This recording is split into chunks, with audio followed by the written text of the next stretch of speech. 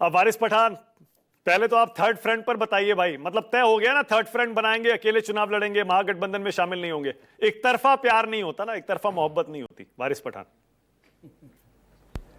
देखिए बिल्कुल मानक साहब, एक तरफा मोहब्बत एक तरफा प्यार नहीं होता ना।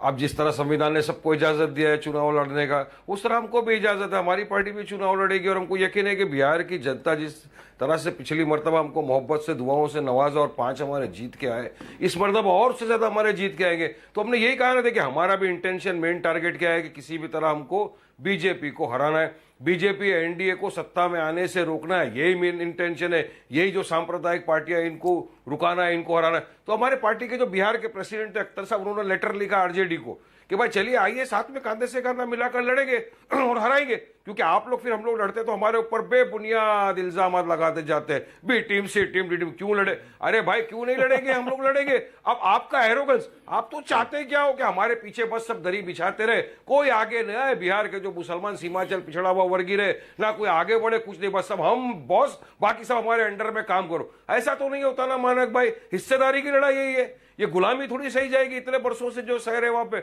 अब ये लोग को एरोगेंस देखिए, आप नहीं आते और फिर हम लड़ेंगे तो यही आपके चैनल पे आके चिल्ला पुकार करने वाले। मगर अब तो पब्लिक जवाब देगी, इनको जनता जवाब देगी। जनता खुद देख रही है, कितने टाइम से बोला जा रहा है कि आइए भाई साथ में। अरे वारिस भाई, वारिस भाई एक सेकेंड, कमाल कर रहे हैं आप भी वारिस भाई। 1 मिनट, आप मोदी जी के खिलाफ झंडा उठाकर पूरे देश में घूमते हैं, अब आप कह रहे हैं जनता इंडिया गठबंधन को जवाब देगी। कमाल करते हैं आप, इंडिया गठबंधन को हरवाना चाह रहे हैं, फिर मोदी जी को जितवाना चाह रहे हैं मानक भाई।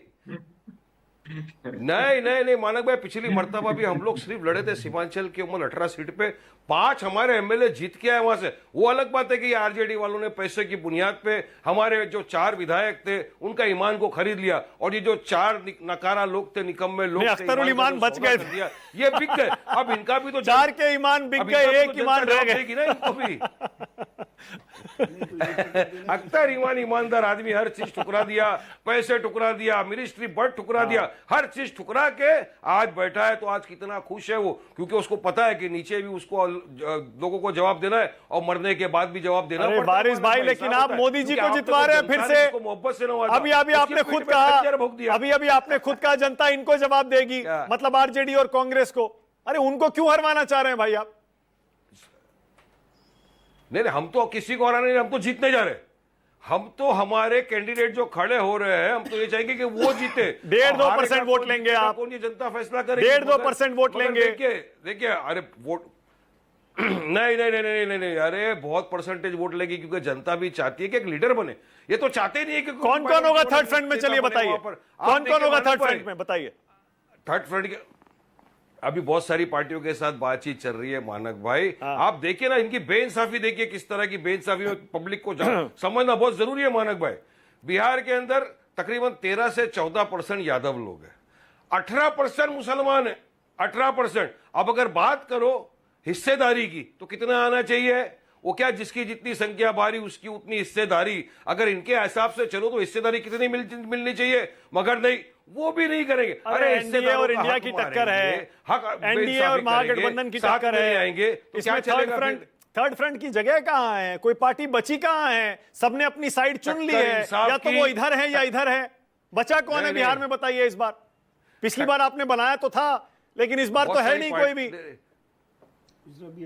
नहीं, इस बार बनेगा, थर्ड फ्रंट बनेगा, मजबूत बनेगा। हमारे पार्टी की बातचीत चल रही है काफी लोगों के साथ, और एक पावरफुल थर्ड फ्रंट बना के घुसेंगे चुनाव के अंदर। और चंद्रशेखर आजाद होंगे, है ना, वो चाहती है कि और कौन होगा इसके अलावा विकल्प आए। चंद्रशेखर आजाद होंगे, और कौन बचा है?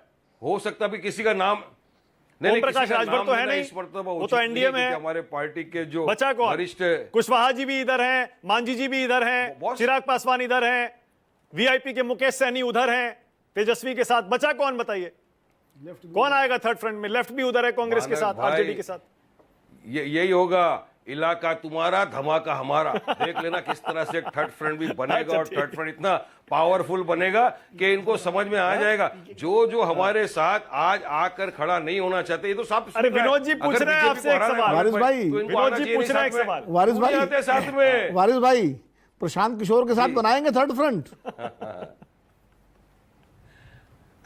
ये देखिए, मैं इस वक्त किसी का भी पार्टी का किसी का नाम लेना उचित नहीं समझता, क्योंकि बात चल रही है। अरे लेटर तो इनको भी लिखा ना आरजेडी को, पर जवाब कहां दे रहे हैं? ठीक है, ओके, आलोक शर्मा। गुरूर पे घूम ठीक रहे है, हैं, बाद ओके। में इल्जामात। ओके। मानक भाई के शो में बैठ के ही चिल्लाएंगे बी टीम, डी टीम, सी टीम। मानक भाई याद रखना, मेरे अल्फाज को रिकॉर्ड करके रखना, बजाना ये वाला, ये स्टेटमेंट मेरा बजाना आपके चैनल के ऊपर उस वक्त कि वारिस पठान ने तब भी कहा था, आज भी बोल रहा है कि इनके एरोगेंस की वजह से गठबंधन में हमको नहीं लिया गया, ठीक है। तो फिर कुछ भी हो सकता है। ओके, आलोक शर्मा। 100 सीट पे भी लड़ सकते ओके, हैं, 150 पे आलोक भी लड़ जी, सकते हैं, आलोक लड़ेंगे जी। पूरे फोर्स के अंदर।